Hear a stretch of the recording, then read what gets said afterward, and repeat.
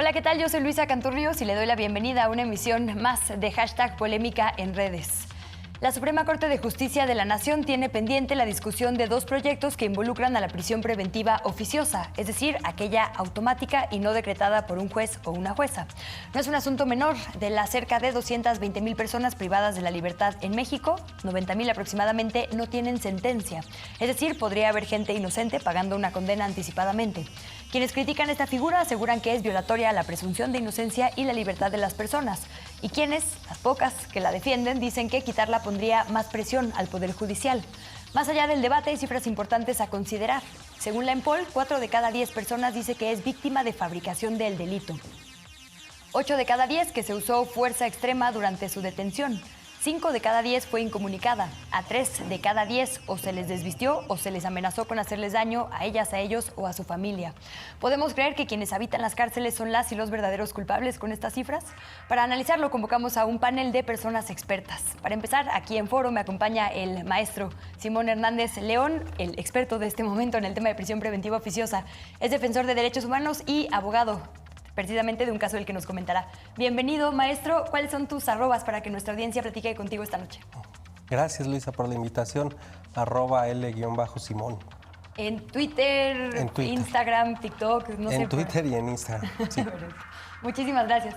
Está por acá también Adriana Muro, quien es feminista y directora de Elementa Derechos Humanos. Adriana, ¿dónde platicamos contigo? ¿En qué arroba personal y de Elementa?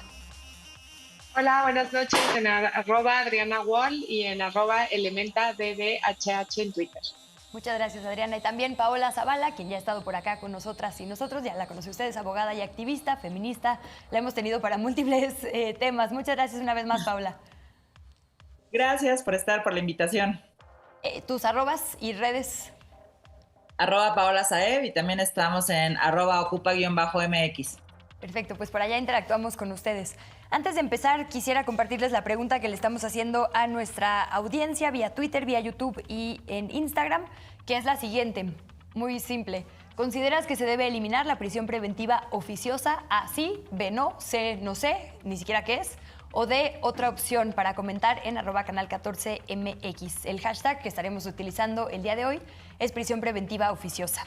No, tal vez esté de más preguntarlo, pero maestro Simón, ¿por cuál votaría? ¿Crees que votarías? ¿Consideras que se debe eliminar la prisión preventiva oficiosa? A, sí, B, no, C, no sé qué es, o D, otra opción.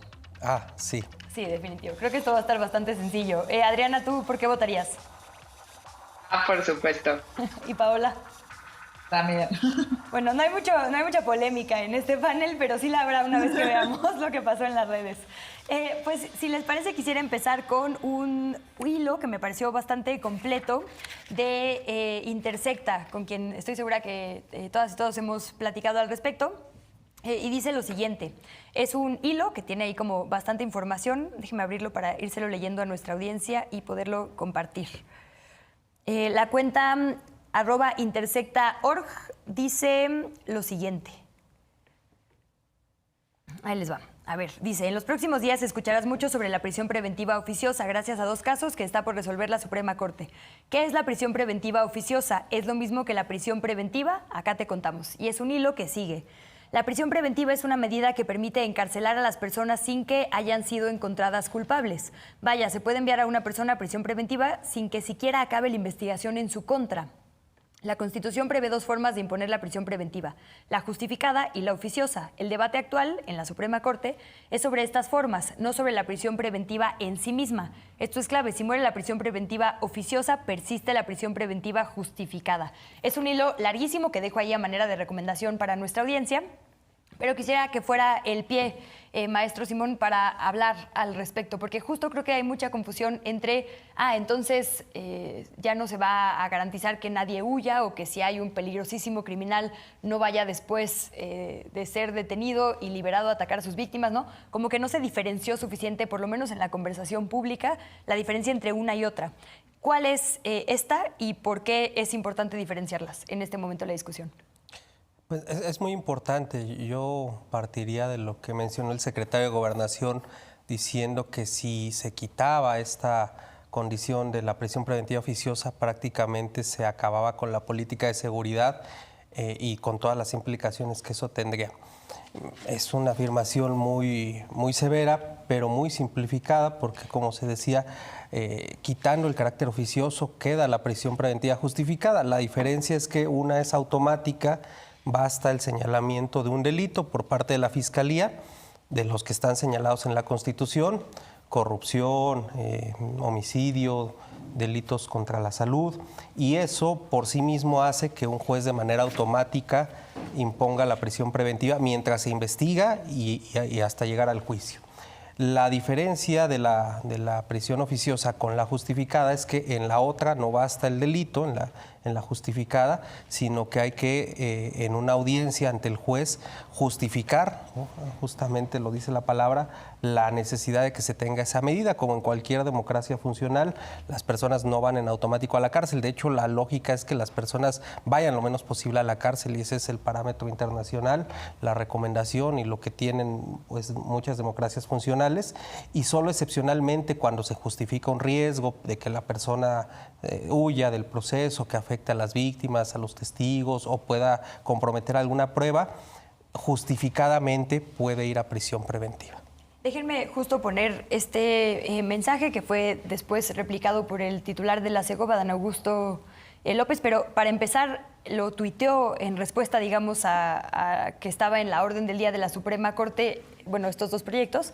El Gobierno de México en su cuenta oficial mandó un comunicado que dice al pueblo de México y a la Suprema Corte, que dicta lo siguiente: es del conocimiento público que la Suprema Corte de Justicia de la Nación en próximos días resolverá dos asuntos de trascendencia nacional referentes a la prisión preventiva oficiosa que el Poder Constituyente Permanente estableció en el artículo 19 constitucional desde el año 2018, lo que ya nos explicaba Simón. En dicha sesión se resolverá un juicio de amparo en revisión y las acciones de inconstitucionalidad 130-2019 y 136-2019. La estrategia de seguridad pública y la política de cero impunidad persiguen garantizar la paz y la tranquilidad de la población y conseguir que las investigaciones por los delitos impliquen no solo la detención de las personas que los cometen, sino también la obtención de autos de vinculación a procesos penales y sentencias condenatorias, cumpliendo respeto a los derechos humanos. Es fundamental, dice este comunicado, la existencia de la prisión preventiva oficiosa en ciertos delitos para asegurar que los presuntos criminales a quienes se les detiene por delincuencia organizada, delitos graves del orden común o delitos de cuello blanco no se sustraigan de la acción de la justicia durante el proceso penal, tomando en consideración que en muchas ocasiones detenerlos implica un gran esfuerzo del Estado en recursos, inteligencia y despliegue de fuerzas. Se trata de evitar, dice el comunicado, de igual manera que evadan la acción de la justicia o que en represalia por su detención atenten contra la integridad de las víctimas o amenacen o atenten contra testigos o que sigan cometiendo delitos. Digo, creo que nadie en su sano juicio querría poner en peligro a las víctimas ni desperdiciar el esfuerzo del Estado en las detenciones, ¿no? Entonces, ¿cómo contestaríamos a esto, Adriana? ¿Efectivamente esto está en peligro si quitamos la prisión preventiva oficiosa o, como nos adelantaba Simón, sigue quedando la justificada, ¿no? ¿A qué se refiere el gobierno, digamos, con este comunicado que envía? Yo creo que lo que hace el gobierno federal es confundir y mezclar la prisión preventiva justificada y la prisión preventiva oficiosa, específicamente en los apartados donde dice que las personas pueden sustraerse de la justicia o habla de los delitos de cuello blanco. Precisamente para eso está la prisión preventiva justificada, ¿no? Que es necesaria y que es idónea para ciertos procesos. Pero hablar de que se va a poner en riesgo la política de seguridad, yo creo que hay que hacer memoria y recordar que la política de seguridad que incluye la prisión preventiva oficiosa se da desde la época de Calderón y el inicio de la mal llamada guerra contra las drogas, ¿no? Llevamos 15 años utilizando este tipo de figuras violatorias de derechos humanos para demostrar que una guerra fallida está funcionando. Y específicamente en relación con las víctimas, creo que es importante señalar que vemos dos tipos de delitos en donde se ha implementado esta prisión preventiva oficiosa: los llamados de alto impacto, en donde hemos observado, y el caso que está litigando Simón ante la Corte Interamericana lo evidencia, que ha habido una fabricación de culpables para mostrar resultados. Y por el otro, observamos, por ejemplo, que en delitos de drogas, delitos de narcomenudeo, por ejemplo, donde no hay víctima, son los casos donde más se utiliza también la prisión preventiva oficiosa. Y ahí les doy un dato muy claro. En 2019 se identificó por parte del INEGI que habían alrededor de 1.600 personas privadas de la libertad en prisión preventiva oficiosa por el delito de posesión simple de drogas.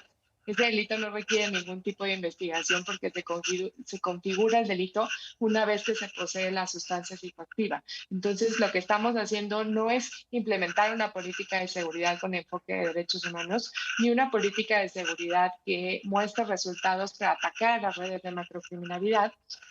Y lo que estamos haciendo sí es con esta prisión preventiva oficiosa es enviar a la cárcel a personas en situación de pobreza, en situación de vulnerabilidad, de coacción por parte del crimen organizado. Entonces creo que no hay elementos suficientes para decir que esa figura como tal estaría avanzando en garantizar la seguridad de las y los mexicanos. Antes de ahondar más en este contexto que nos mencionas de 2008, porque sé que es el mero mole de Paola, quisiera seguir con este tema de a quién está afectando principalmente la prisión preventiva oficiosa, porque como nos dices, Adriana, ni se desarticulan estas grandes redes de criminales, ni se está logrando un país más seguro, se está rompiendo familias, porque la mayoría de las mujeres en prisión tienen dependientes económicos y porque la mayoría justo tienen historias de vulnerabilidad. Entonces lo único que estamos haciendo es nuevamente cargar, digamos, el peso de una estrategia de forma errónea en los eslabones más vulnerables, ¿no?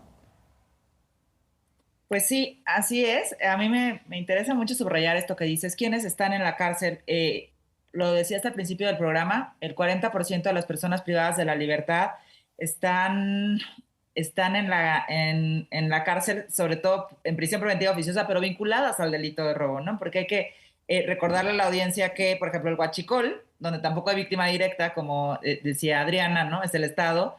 El huachicol, el robo de gasolina, está dentro del catálogo de la prisión preventiva oficiosa. El robo a casa habitación también.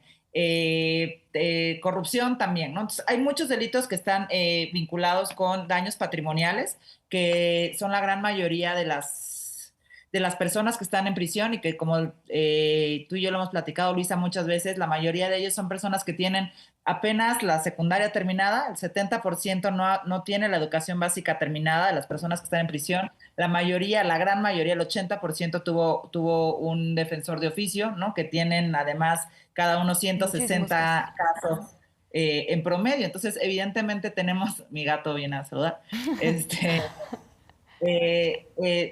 tenemos a personas que son acusadas por el Estado y que al final no tienen defensa adecuada de algún delito, no tienen defensa adecuada y el 89% de las sentencias resultan culpables. O sea, resulta que el Estado es tan eficaz que casi todos los que son acusados terminan siendo declarados culpables.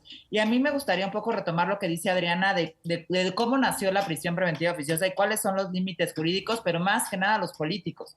Hemos dicho que hay dos, ¿no? Jurídicos.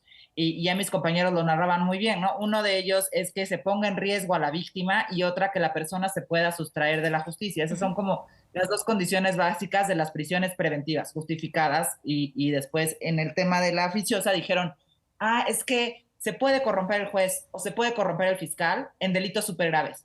Entonces, para que no se corrompa nuestro Estado, voy a hacer que estas personas estén en prisión en tanto averiguo y hay sentencia.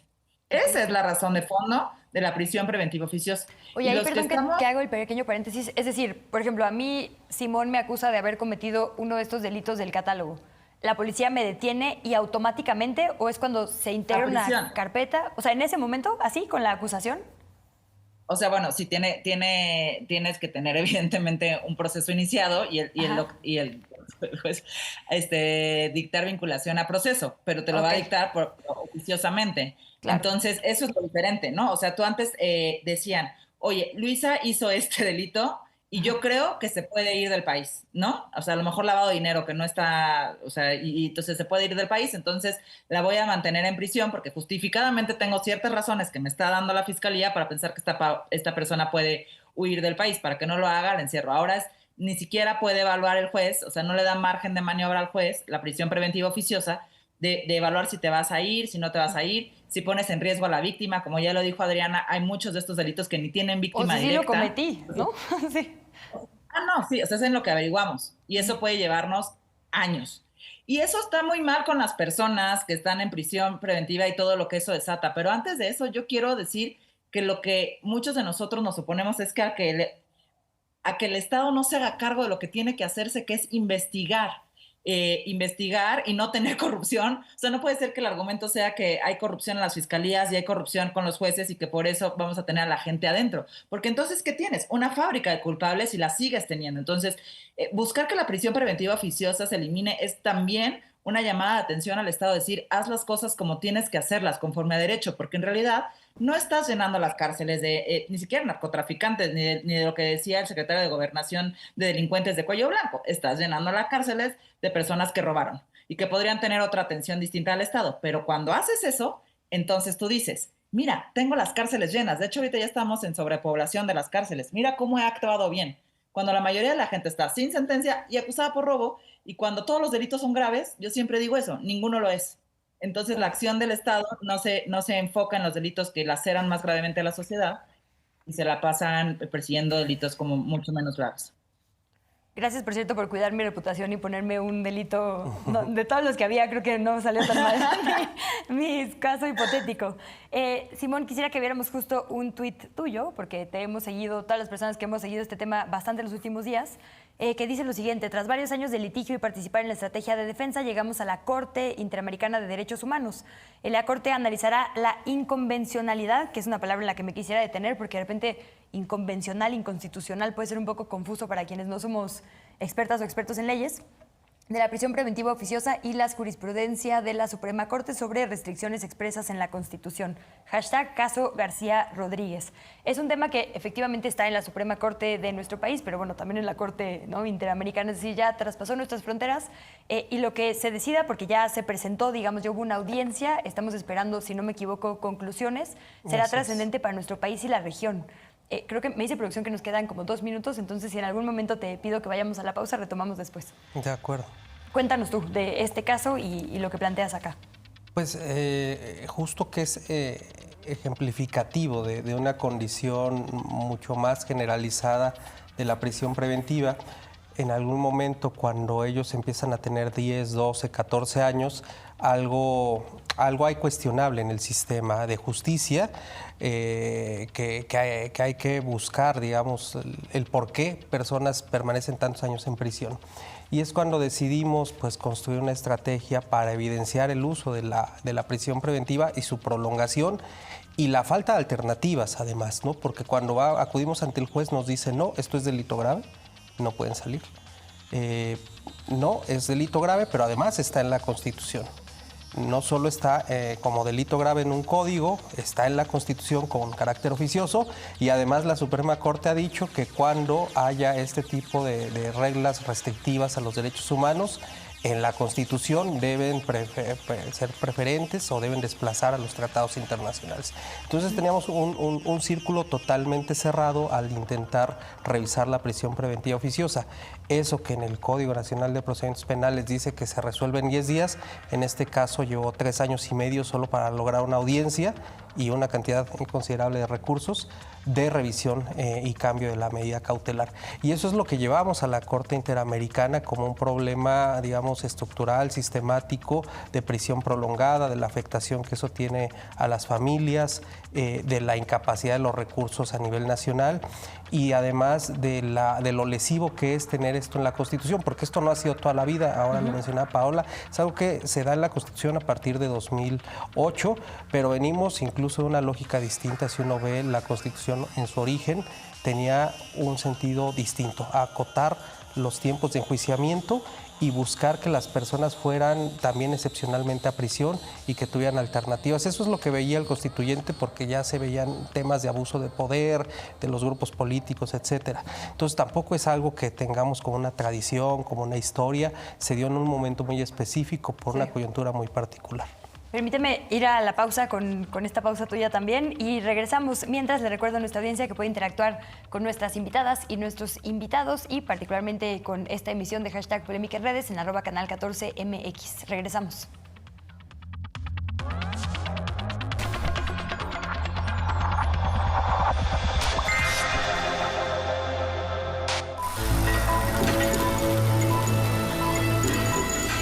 ¿Y tú por qué me estás contando todo esto? Que no me parece justo lo que estás haciendo. Tú podrías ser su madre. Él tiene la suficiente ya para saber lo que quiere hacer. Tito es un niño. Cinema 14 presenta Los Buenos Demonios. Lunes, 23:55 horas. Por Canal 14. Para ti que vives en Estados Unidos, pero quieres seguir participando en la transformación de nuestro país, nace TV Migrante. Encontrarás contenidos informativos, culturales y de entretenimiento que reflejan la realidad de quienes migraron. Accede a TV Migrante desde la aplicación gratuita de MX Play y a través de cualquier dispositivo móvil. México está donde tú te encuentres. MX Play.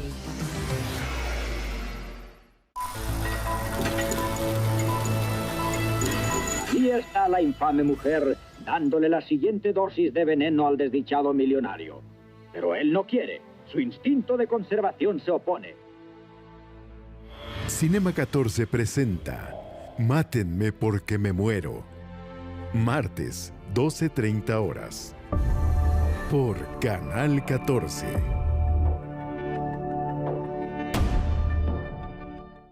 ¡Qué barbaridad!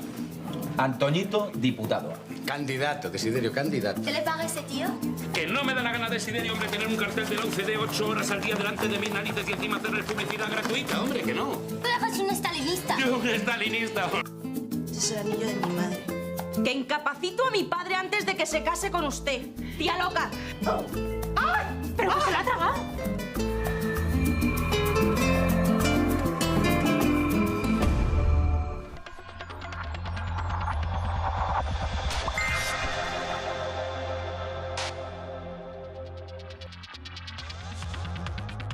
Gracias nuevamente por su sintonía en la señal de los medios públicos de Canal 14 y también por las opiniones y comentarios que nos envía a través de redes sociales.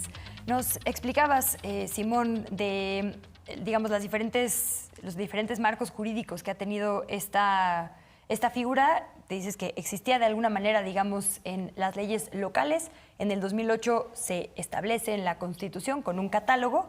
Y lo que decían hace rato tanto Paula como Adriana me parece súper importante porque fue una época en la que como que la Procuración de Justicia estaba muy distorsionada y hoy sabemos, viendo hacia atrás, que había justo fabricación de culpables, invención de bandas delictivas, ¿no? Se agarraban aquí a 3 hijos de vecino o hijas de vecino y decían, bueno, ahí es una banda de secuestradores para rendir falsos resultados, ¿no? Entonces, como que hilvanando todo esto, pues nos hace ver que es algo equivocado porque no solo no mejoró la seguridad, sino que no hubo justicia para las víctimas tampoco, ¿no?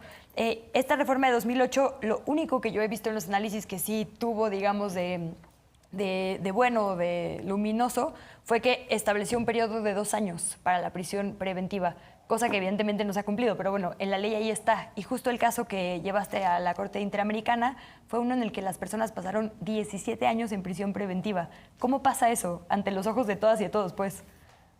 Pues parecería extraordinario, incluso una cosa de realismo mágico, pero más allá de lo, digamos, anecdótico, es algo que sucede cotidianamente en México. Ahora que está justo el caso de Israel Vallarta también en difusión, acaba de cumplir 17 años en prisión preventiva. Entiendo que Brenda Quevedo también tiene 16 años y si uno va viendo casos, digamos, de esa época, encontrará detenciones de 15, 14, 12 años. Y además con tortura, digo, una televisada, pero la otra no denunciada, incluso la ONU se ha pronunciado al respecto y aún así no cambian las cosas, ¿no? Aún así no cambian, es cierto, y trataré aquí de ser un poco diferente con la posición del Estado que fue a mencionar en voz del perito de la Corte. Es cierto que ha habido algunos avances, es cierto que se ha interpretado algunos fallos judiciales para decir que después de 2 años la prisión preventiva oficiosa puede ser revisada, pero es una condición excepcional, no es algo que suceda todos los días y cotidianamente. Y además donde hay algún tema, digamos, político o alguna situación de alto impacto, suele haber mucha resistencia para revisar y dar una alternativa a las personas en la prisión. Entonces, no es que tengamos un sistema funcional que en automático permita revisar las condiciones de la detención, el tiempo, la duración, más bien son casos extraordinarios donde esto se da. Y nada más hay que decir que, de acuerdo con Lempol, la mayoría de las personas tuvo, digamos, malos tratos o tratos fuera de la ley, tanto en la detención policial como llegando al MP, ¿no? Entonces, como que todas estas inconsistencias del proceso nos hacen saber que, pues sí, que hay mucho que revisar. Ahí quisiera que viéramos un tuit, Adriana, de una cuenta que encontré, Julio Ceps, que dice, la Suprema Corte quiere que sean los jueces quienes decidan quién merece prisión preventiva y quién no. Muy inteligentes, dice este tuit, ya encontraron negocio, vender libertad a los delincuentes de cuello blanco. Los pobres que no puedan pagar, pues prisión preventiva. Y me parece, digamos, que problematiza de forma interesante. Efectivamente, digamos que quitar la prisión preventiva oficiosa nos garantizaría que las juezas y los jueces hagan su trabajo, porque el Poder Judicial tiene grandes pendientes con nuestro país. Claro, yo creo que ese es el reto, ¿no? Y creo que aquí hay un equilibrio de posiciones de un país que exige justicia, ¿no? Frente a múltiples delitos y múltiples violaciones a derechos humanos. Y por otro lado, un sistema de justicia penal que lo que ha hecho es meter a la cárcel a miles de personas inocentes y dejar fuera a los llamados delincuentes de cuello blanco, ¿no? Pero creo que ahí el reto tiene que ser también desde la ciudadanía en visibilizar eso y exigir al sistema de justicia penal juezas y jueces que, no solamente juezas y jueces, fiscales, que hagan su investigación diligentemente y jueces y jueces que vean todas las pruebas e identifiquen si es necesaria la prisión preventiva oficiosa o no. Eso debería de ser la excepción, ¿no? Recordemos que privar de la libertad a una persona conlleva a una serie de implicaciones en su proyecto de vida y el de sus familias, y aquí lo que estamos observando es que las personas en situación de pobreza y de vulnerabilidad son quienes están viendo afectado su proyecto de vida. Entonces, yo entiendo, o sea, vale la pena y es interesante y problematicemos el sistema de justicia penal, pero no pensemos que figuras violatorias de derechos humanos, violatorias de los tratados internacionales, del artículo 1 constitucional, sean la solución para generar justicia en el país, ¿no? Creo que ahí es donde tenemos que ser mucho más estrictos con el sistema de justicia penal, con fiscales, con juezas, con jueces y con congresistas también, ¿no? Porque lo que hemos visto en el Senado y en la Cámara de Diputados es que hay esta especie de populismo punitivo en donde para mostrar resultados lo que se hace es llenar ese catálogo del artículo 19 de delitos y de delitos sin parar, sin ningún tipo de pública también para prevenir el delito. Entonces creo que hay muchos actores involucrados, no solo las juezas y los jueces, y ahí es donde tenemos que problematizar la situación del sistema de impartición de justicia. Sí, de hecho, si vemos, digamos, la gráfica de personas con sentencia y sin sentencia que están privadas de la libertad, después de 2008, que es la reforma que ha estado más, digamos, en la mira pública, se mantiene más o menos estable, y donde hay un repunte hacia más personas sin sentencia es a partir de 2019, que fue esta reforma que amplió el catálogo, ¿no? Entonces, justo, quisiera, Paola, que viéramos un tuit de Luis Tapia, el abogado, tenemos varios de él, pero particularmente el que dice, ¿cuánta verdad y complejidad en unas pocas palabras? Está citando a otra columna, y dice, ninguna persona quiere caer presa sin que le hayan demostrado su responsabilidad penal en juicio, pero a la vez la inmensa mayoría apoya las medidas que contribuyen a que eso suceda, ¿no? Parte de lo que decía Adriana, estamos tan sedientas y sedientos de justicia que por supuesto que cuando nos venden la idea de que se están tomando medidas para garantizar, digamos, que las personas que delinquen no lo sigan haciendo, lo aceptamos. El tema es que no vemos que es un vicio que trae muchos otros problemas y que no resuelve de fondo el asunto. Claro, o sea, como que hemos insistido mucho en esta idea que tenemos social desde tiempos inmemoriales, que justicia es igual a cárcel. Ajá. Y que la única justicia posible es la cárcel. Entonces, si te roban tu celular, esperas que la persona esté en la cárcel.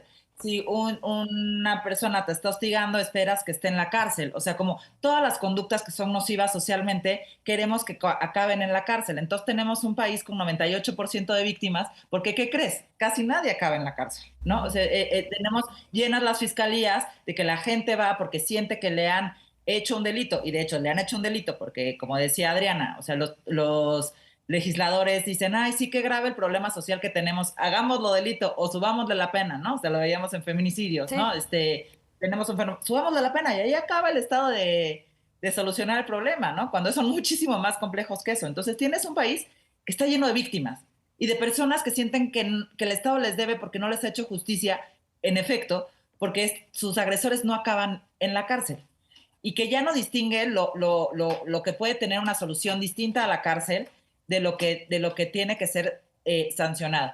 Pero a mí me importa mucho, un poco siguiendo el tuit que decías, que me parece muy interesante, cómo convencemos socialmente, a veces nos oigo hablar entre abogados y así, y creo que tenemos el gran reto, porque digo, jurídicamente es una aberración, por muchas razones técnicas que igual y la audiencia se pueden morir de flojera oyéndonos, Pero socialmente, ¿por qué es una aberración la prisión preventiva oficiosa? Entonces yo te cuento el caso del huachicol y tú te sientes súper lejos de ese caso y dices, ay, pues mira, igual y sí robó y está mal que roben gasolina y entonces que acaben en la cárcel, ¿no? O sea, creo que esa puede ser la lógica de muchas personas y está bien que entonces la policía los agarre y pues mientras averiguan que esté en la cárcel, yo más tranquila que afuera.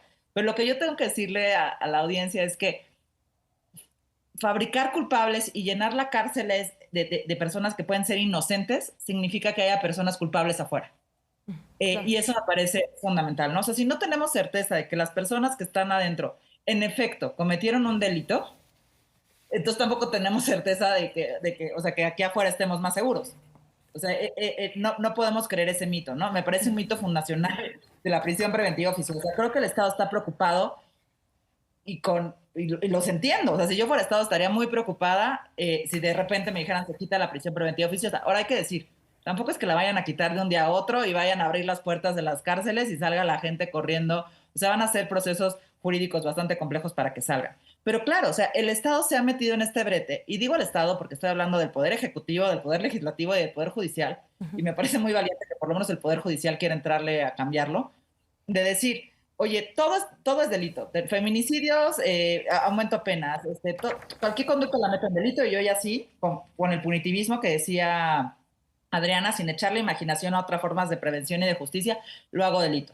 Y luego pongo a las fiscalías con muy malas condiciones, no hemos logrado para nada generar buenas investigaciones, ni siquiera en los delitos más graves, y pues medio creo que estas personas pueden ser culpables, y si me está diciendo la Corte Interamericana y la Suprema Corte de Justicia de la Nación que debo de cambiar eso, no es solo cambiar eso, es cambiar todo el modelo de justicia de este país. Y creo que eso es lo nodal de esta discusión, ¿no? O sea, no solo es la prisión preventiva oficiosa o que personas que llevan 17 años estén en la cárcel, sino que estamos hablando, o sea, que le dieron a un nervio del sistema de justicia en este país, que implica mejorar las fiscalías, lo que acabas de decir del Poder Judicial, y cambiar toda nuestra idea de que con penas a todas las conductas nocivas se va a resolver y habrá paz y tranquilidad en este país. Justo estaba buscando un análisis que por ahí también vi en Twitter de alguien que decía, es que además es un desincentivo porque es más fácil entonces acusar de un delito más grave para que automáticamente haya prisión preventiva oficiosa, ¿no? Entonces a lo mejor justo una mujer que traía unos gramos de marihuana termina acusada de delincuencia organizada, ¿no? Y en prisión preventiva oficiosa. Quisiera sumar ahí un tuit de Daniel García que dice lo siguiente. En respuesta a Elia Almanza, a la Corte Interamericana, Elia Almanza es la reportera que cubrió este tema.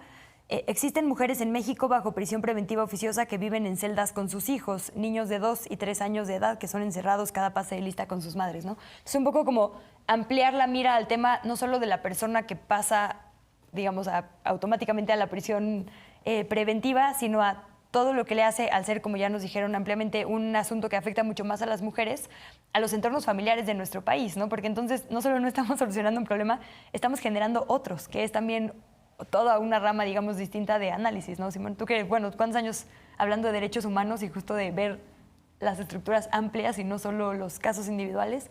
Es un tema que nos afecta como sociedad de verdad. Ahora que decía Paula, ¿se siente lejos? Pues no tanto, si lo vemos así, ¿no?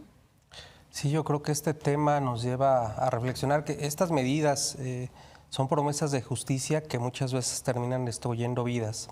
Y ahora lo mencionaba Paula, tenemos un problema muy fuerte de feminicidio. ¿Y qué hacemos? Aumentar la pena, pasarla a 40, 50, 60 años. Eso no implica que se vaya a resolver muy bien un feminicidio. O sea, no garantiza que haya una investigación eficiente.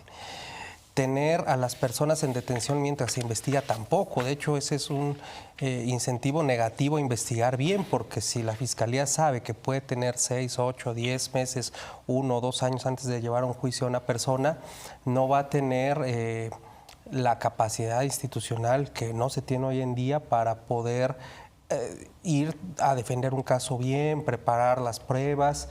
Y es otro incentivo y es otra promesa incumplida. Lo que señala reiteradamente el gobierno federal de esta administración y de otras, para que no digan que solo nos centramos en el presidente López Obrador, esta promesa de seguridad. No hay ninguna relación entre tener más personas en prisión preventiva y que disminuya la inseguridad. De hecho, ha venido aumentando la inseguridad, y también ha venido aumentando, como lo mencionaban, las personas desde 2019 con más prisión preventiva oficiosa, las personas pobres en prisión. Entonces, otra promesa incumplida que pasa por destruir vidas y que finalmente no tiene ninguna consecuencia tampoco para el Estado. Me parece que ahí ha salido muy barato, digamos, para los legisladores que impulsan estas medidas, para las autoridades, para las policías, las fiscalías y para el Poder Judicial, el tener mucho tiempo en prisión a las personas, a sus familias, porque nosotros decíamos, esto es una condición de privación de la libertad extendida, porque es la familia que todos los días todas las semanas va al penal a llevar alimento, que no pueden tener una convivencia, que fallece alguien y la persona que está dentro no puede ir a un funeral, que se gradúa el hijo y tampoco puede asistir, en fin, ¿no? Son situaciones donde las vidas son fracturadas de todas las familias, no solo de quienes están privadas de la libertad, y como decía Paula, sí debe llevarnos a replantear no solo el tema de la prisión, sino de la política de seguridad, porque creo que ahí está un punto neurálgico de lo que está produciendo todas estas situaciones. Tenemos un par de minutitos, Adriana, pero si me permites te pongo un tuit de Estefanía Vela, de Intersecta, que justo dice: si necesitas violar derechos humanos para garantizar seguridad y justicia, lo que das no es seguridad ni justicia. Y es un poco esto mismo, ¿no? Tenemos tanta sed, digamos, de que algo pase, que es, no importa el debido proceso, ya por favor que haya algún tipo de resultado, ¿no? Y el tema es que cuando violas el debido proceso una vez, todas y todos estamos en peligro. Por eso es tan importante defenderlo, ¿no? Podría ser cualquiera de nosotras o de nosotros. Total, y creo que ahí está el reto en cambiar también el imaginario colectivo de a todos nos puede pasar, y las garantías del debido proceso son derechos humanos, ¿no? Y creo que ahí hay un reto también entre personas expertas en materia de derechos humanos y medios de comunicación de poder llevar mejor esa información a la sociedad en general.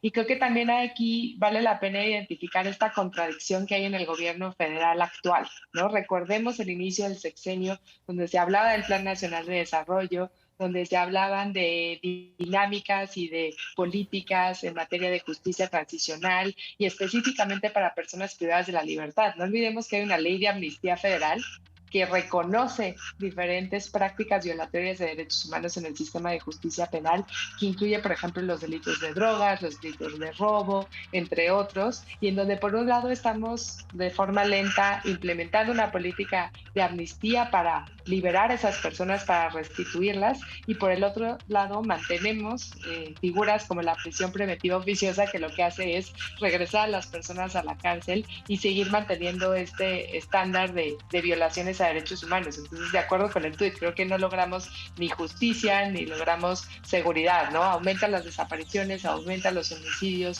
aumenta la tortura. Vemos lo que pasó hace unas semanas, donde arde prácticamente el país, y creemos que aumentando delitos y privando a personas de la libertad las cosas van a funcionar.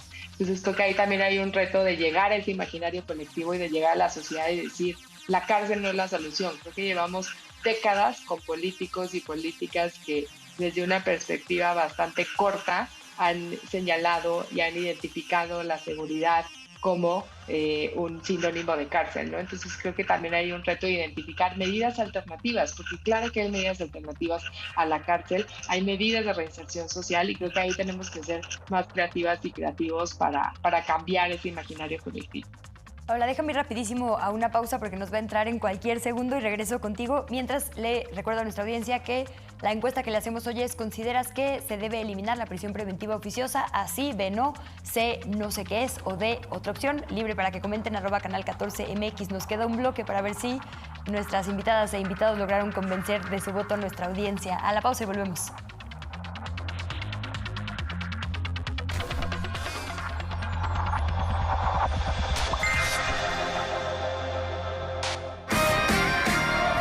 No se trata de perder el conocimiento, sino de ganarlo.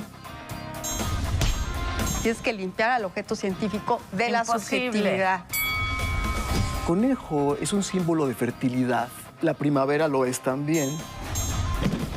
No es lo mismo la afrodescendencia, por ejemplo, de los negros mascogos de Coahuila, que la afrodescendencia de la Ciudad de México.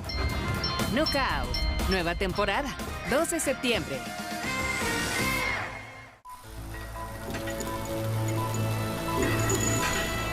Escucha a tu sierva, señor. Ceñito, ayúdame. Usted tiene una deuda conmigo. Acuérdese que yo me porté bien con usted. Ahora le toca a usted pedir por mí. Cinema 14 presenta Fe, Esperanza y Caridad. Función estelar, lunes, 22 horas. Por Canal 14. ¿Conoces tus derechos como audiencia? Es tu derecho saber que está prohibido en los contenidos de los medios cualquier tipo de discriminación, así como representar estereotipos que atentan contra la dignidad de las personas en nuestra programación. Si no se respetan tus derechos, exígelos y contacta a la Defensoría de Audiencias. Con tu Defensoría de Audiencias, ejerce tus derechos.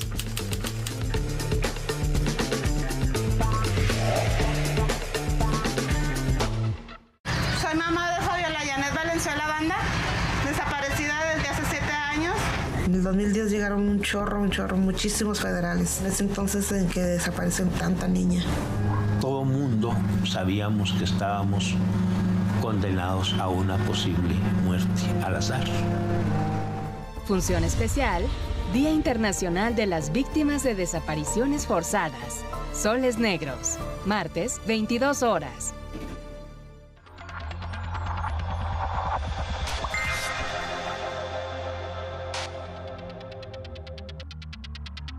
Gracias nuevamente por su sintonía. Como es nuestro tercer y último bloque, y lo siento, Paula, porque te toque a ti, pero voy a polemizar un poco más para hacer honor a el nombre de nuestro programa. Quisiera que viéramos una serie de tweets, porque me parece también importante enfrentarnos en este análisis a lo que enfrentamos cuando vemos las redes.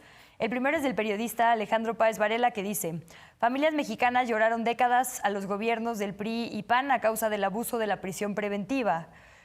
Tuvo que caer uno de los suyos, entre paréntesis, Murillo Karam, para que entendieran más o menos. El dolor de la gente común no les dice nada.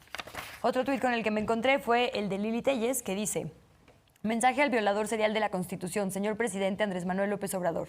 La prisión preventiva oficiosa es un atentado contra los derechos humanos y sepulta la presunción de inocencia.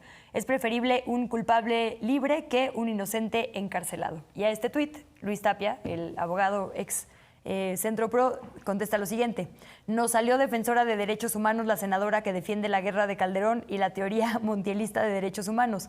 Aprovechan la coyuntura sobre la prisión preventiva oficiosa para ganar popularidad, pero sabemos que no les interesan los derechos humanos. Entonces de repente entran los partidos políticos y todo es un caos y ya no sabemos a quién escuchar, porque gente con la que yo normalmente no comulgo me parece que tiene un punto como: es preferible un culpable libre que un inocente encarcelado, pero por otro lado lo está usando en un momento pues de coyuntura que le conviene políticamente, ¿no? Entonces, ¿cómo hacemos para quitar todo este ruido de personas de nuestra vida pública que están buscando agua para su molino y enfocarnos en lo que nos interesa como ciudadanía? ¿Qué recomendaciones nos harías a las audiencias? Pues sí, o sea, a mí también me frustra mucho cuando vamos a hablar de cualquier cosa que empiezan a decirnos, pero Calderón, pero ¿dónde estabas? Pero el presidente, ¿no? Sí. Ajá. Ahora tenemos este problema frente a nosotros y me parece como bien claro cómo todos los gobiernos, o sea, cuando hicimos, bueno, yo no la hice, pero cuando fue la reforma penal que apuntaban hace un momento, estaba buscando otras vías de hacer justicia, ¿no? Que queríamos, no, justamente las cárceles dejaron de estar llenas porque ese era el propósito, ¿no? Era buscar justicias restaurativas, buscar otros procesos, se habló de reinserción penal, de reinserción social y empezábamos como un momento importante en materia de derechos humanos porque estábamos apostando más hacia la prevención que hacia el castigo, ¿no? Y es que ahí, la verdad, todos los gobiernos tienen un reto muy fuerte porque casi nadie va a ver los resultados de la prevención en su propia administración, ¿no? O sea, se trata de cambiar individuos, estructuras familiares, estructuras sociales y estructuras del Estado que pueden llevar años, décadas, ¿no? Y nadie se ha aventado el tirito de decir, yo lo voy a hacer, aunque me van a decir que no está funcionando porque no está bajando a ese ritmo, ¿no? Y ahí sí quiero ser muy clara, ¿no? El gobierno del presidente López Obrador ha dicho, vamos a llegar a las causas, pero las causas no se resuelven solo con problemas sociales, ¿no? Son problemas mucho más complejos que dar una beca, ¿no? Tienen que analizarse los fenómenos criminógenos a nivel casi te diría municipal, ¿no? O sea, ¿qué está sucediendo en este municipio? O sea, ni siquiera en regiones. Y cómo podemos entrarle ahí, qué necesitan los jóvenes, qué necesitan las familias para dejar de delinquir, por qué están delinquiendo, ¿no? Ni siquiera eso nos hacemos la pregunta. Pero finalmente, para contestarte, me parece bien importante el uso de la prisión que han tenido los 3 gobiernos, PAN, PRI y ahora Morena, ¿no? Cuando llegan al gobierno parece que ya no está tan fácil, porque la prisión es el lugar más cerrado, más oculto para todos. Casi nadie en este país conoce una prisión si no tiene algún familiar o ha tenido como algún tipo de vínculo. Entonces, todo lo que nos digan sobre las prisiones es un mito. Si hay comida, no hay comida. La gente no sabe si hay comida o no hay comida o qué tipo de comida les dan porque no conocen a nadie en ese contexto ni referentes sobre eso. Pero lo más fuerte es que te dicen, hay gente, hay delincuentes de cuello blanco y entonces gente afuera lo cree. Hay secuestradores, gente afuera lo cree y vive más tranquila su vida. Y entonces todo el mundo hace un uso político de la prisión para decir el discurso que quieren. Hay corruptos adentro de la cárcel, ¿no? Y lo que pasa a veces en medios es que logramos ver que en general la justicia en México y en casi todo el mundo es un acto de venganza hacia los pobres, porque la gente en prisión vive en condiciones muy violentas, no solo en pobreza y en falta hasta de papel de baño, sino hay violencia diaria, cotidiana, entre las personas privadas de su libertad, entre las personas y las autoridades. Entonces, una persona inocente o culpable que pasa en promedio 10 años en prisión, que es la media por robo, va a salir después de haber vivido 10 años en violencia. ¿Qué esperamos que suceda con esa persona? Y un poco ahí voy a lo que decía Adriana, ¿no? O sea, estamos tapando un hoyo, medio tapándolo para abrir otro más grande. Entonces, creo que esto invita a una reflexión muy incómoda porque no vamos a ver resultados en el corto plazo, porque ningún gobierno va a poder decir en el corto plazo que se acabó, que hay paz y tranquilidad, porque eso pues, nos ha llevado décadas estar aquí y nos va a llevar otras décadas de regreso, reestructurar el tejido social, entender por qué la gente delinque, oírles, porque si no oímos por qué la gente está delinquiendo en los diversos delitos, nunca vamos a encontrar la manera de buscar prevenir que se repitan este tipo de conductas. Sí, ahí digo, para polemizar un poquito más justo esto, ¿no? Con los índices de impunidad que hay en nuestro país, digo, impunidad sí hablo de 95% en los delitos, pasando además por toda la serie de factores que podrían evitar una denuncia con el factor de género y demás. ¿Es de verdad, digamos, pues sí, la cárcel una amenaza que desincentive, ¿no?, el delinquir? Digo, pensando en esta cifra del 95% de impunidad.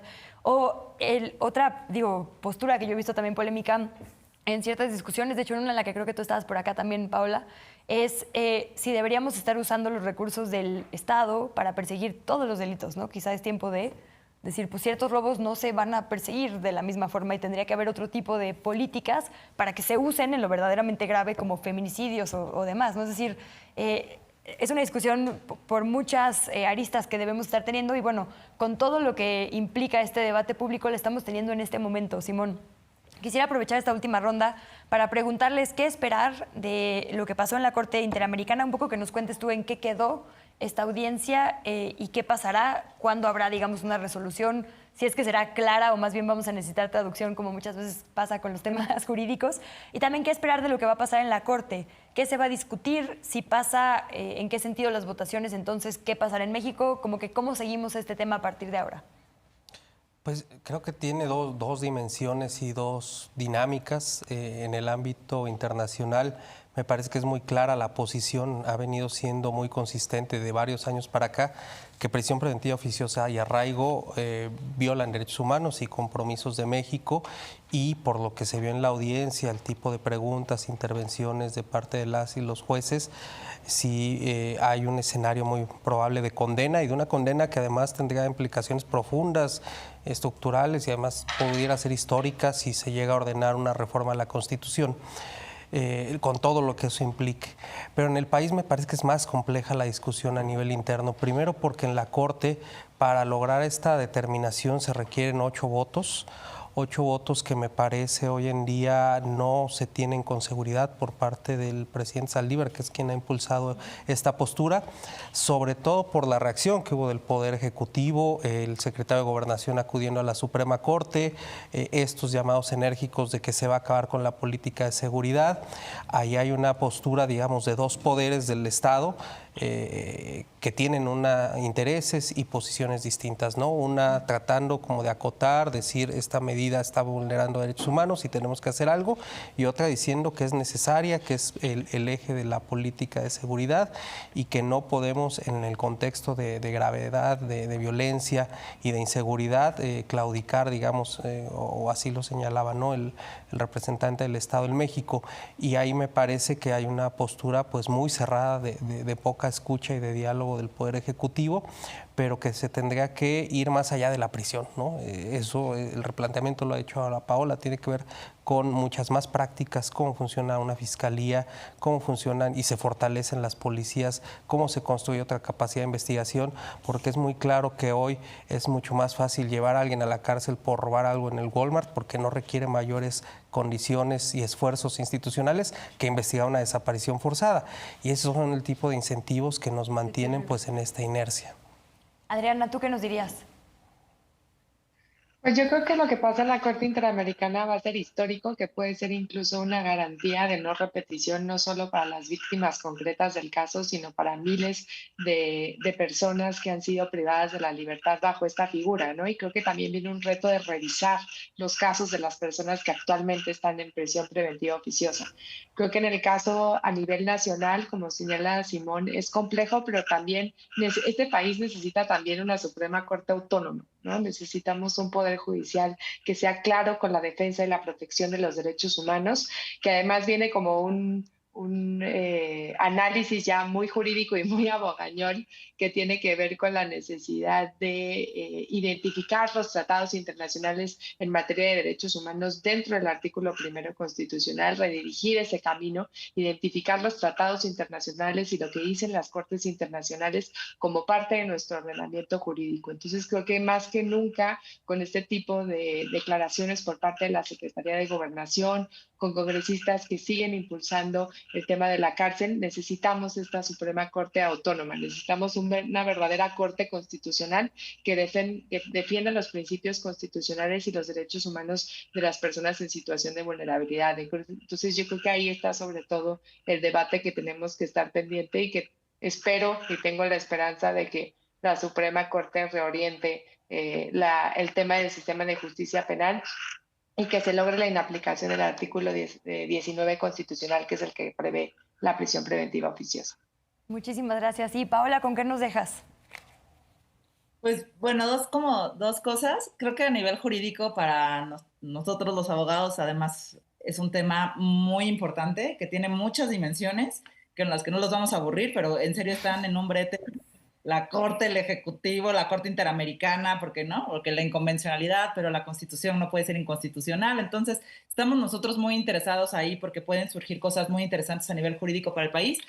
Pero sí creo que hay un tema que ver, que a mí no me gustaría y me pondría muy triste tal vez, pero si al final no se juntan los 8 votos que comentábamos hace un momento y la prisión preventiva oficiosa sigue intacta en este país, creo que el gobierno mexicano no está calculando bien, porque desde mi punto de vista está escupiendo para arriba. Usted ya nos dijo que esa es la condición, ¿no? Si esa condición sigue los siguientes 3 años, y hay la Guardia Nacional, como lo está planteando el presidente a partir del 16 de septiembre, pues entonces tendrían que darnos unos resultados, no de ya se estabilizaron los homicidios, ya se estabilizaron las desapariciones forzadas, estaríamos esperando en serio lo que ellos nos están prometiendo, que es paz y tranquilidad. Entonces, creo que está también metido en un brete muy grave porque los que sabemos que esta figura no funciona y creemos que esa no debe ser la apuesta, el gobierno federal pues, puede estar metido pues, en un brete que va a ser complicado salir.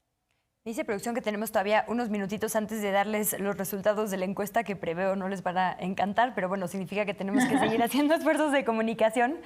Rapidísimo, entonces, en un par de minutos, quisiera que hablemos, ahora que decías, Adriana, de, digamos, esta dualidad de política pública o de comunicación, digamos, gubernamental, porque tú has seguido particularmente de cerca el tema de la ley de amnistía, ¿no? Entonces, por un lado, parecía esta la primera señal de que justo estábamos pensando distintas a las personas privadas de su libertad. Cuéntanos un poquito de qué va esto y en qué estatus, digamos, está esta ley de amnistía. Pues la ley de amnistía es una ley de carácter federal, es decir, únicamente revisa delitos de orden federal, se incluyen delitos de robo, de aborto, de delitos de drogas, sedición y cuestiones en casos donde se haya vulnerado el debido proceso en contra de personas pertenecientes a alguna comunidad indígena.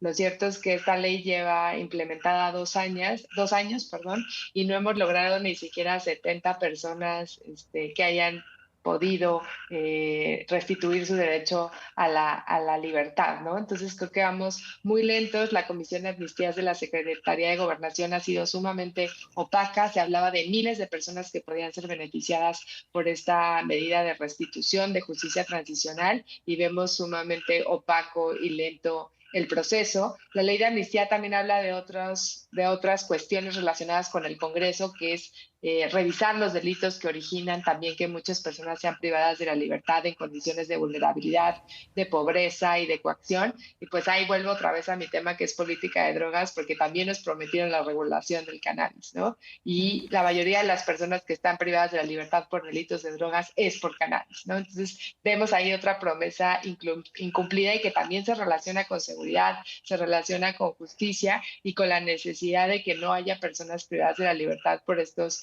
delitos menores. Entonces realmente el balance de la ley de amnistía en materia de delitos de drogas y otros delitos es bastante decepcionante por parte de la Secretaría de Gobernación y también del Poder Judicial, que está involucrado en la implementación de la misma.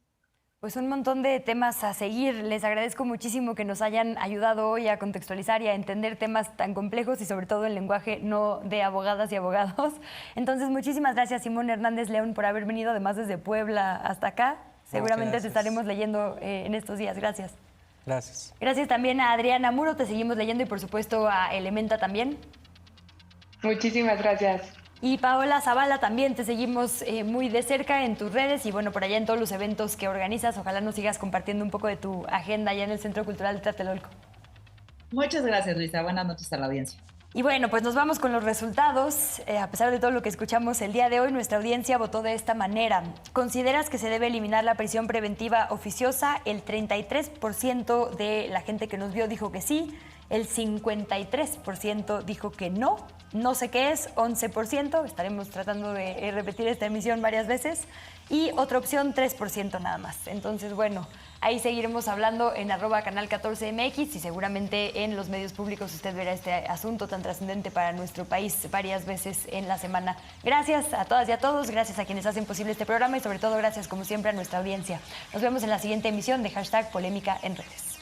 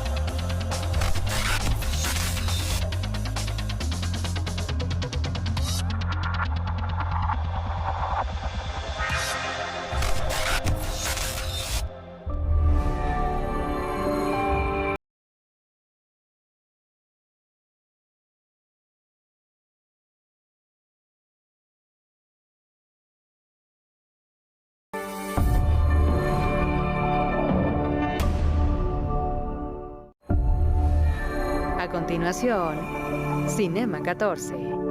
Fe